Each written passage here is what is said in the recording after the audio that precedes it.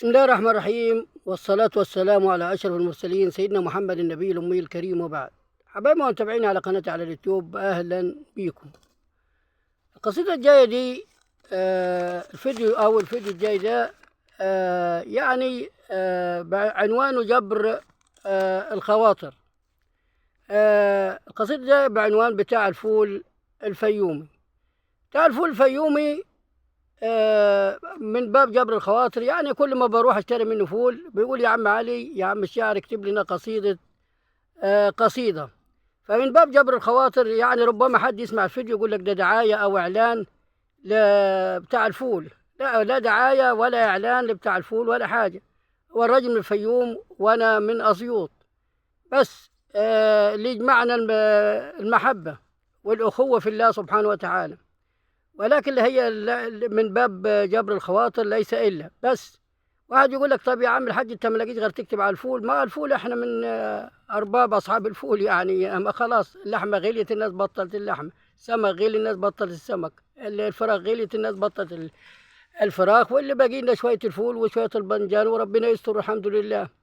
فاحنا من من الطبقه اللي هي من كوكب تاني، مش من الأرض، احنا من كوكب المريخ، والحمد لله على كل حال وأي حال.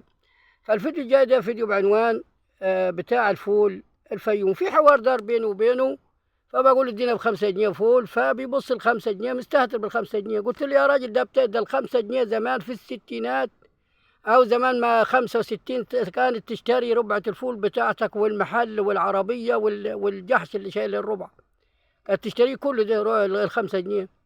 فهو مستهدر ب5 جنيه وفولاته، هو يعني الراجل عنده محق، اللي عنده منتج بتاعه جميل، واحنا بنبرز الحاجات الحلوة الجميلة الإيجابية، بنتكلم عليها.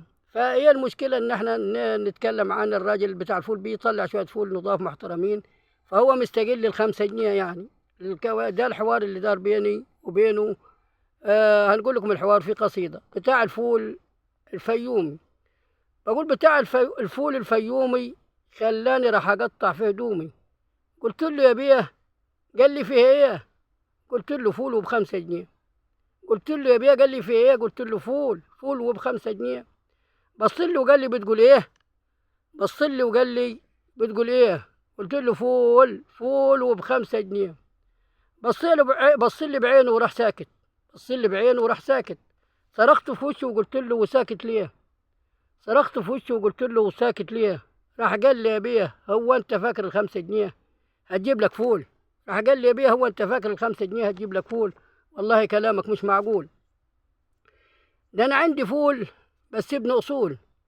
ده انا عندي فول بس ابن اصول، متربي على الغالي وطالع وبدون محلول. ده انا عندي فول بس ابن اصول، متربي على الغالي وطالع وبدون محلول. اكل البشوات اكل البهوات، وغني وفقير حتى المسؤول. اكل البشوات اكل البهوات، وغني وفقير حتى المسؤول. بتاكل منه اللعيبة والحبيبة وعدو وعزول. بتاكل منه اللعيبة والحبيبة وعدو وعزول. وعبد الله سعيد وشيكابالا. وعبد الله سعيد وشيكابالا وعلي ماهر وعلي معلول. وعبد الله سعيد وشيكابالا وعلي ماهر وعلي معلول. لو كلت منه طبق واتنين هتغني اكيد يا ليل يا عين. والقوة تزيد والجسم حديد وتبقى ابو الهول. قلت له: يا فيوم كفاية، عملت لي من الفول ده حكاية. قلت له: يا فيوم كفاية، عملت لي من الفول ده حكاية. فولك نزل في كتاب الله ونزلت فيه طب كم آية. هو فولك نزل في كتاب الله ونزلت فيه كم آية.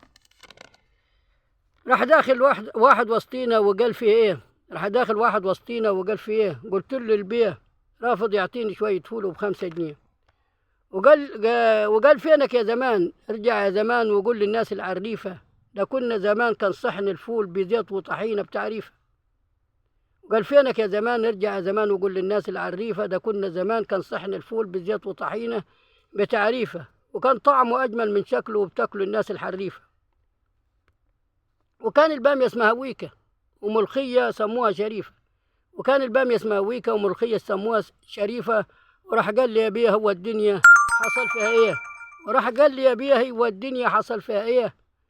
حباية الفول بقيت ب1 جنيه. حباية الفول بقيت ب1 جنيه. وراح قال لي من غير ما تقول: لازم تعرف ان دنيتنا خلاص اكلها الغول.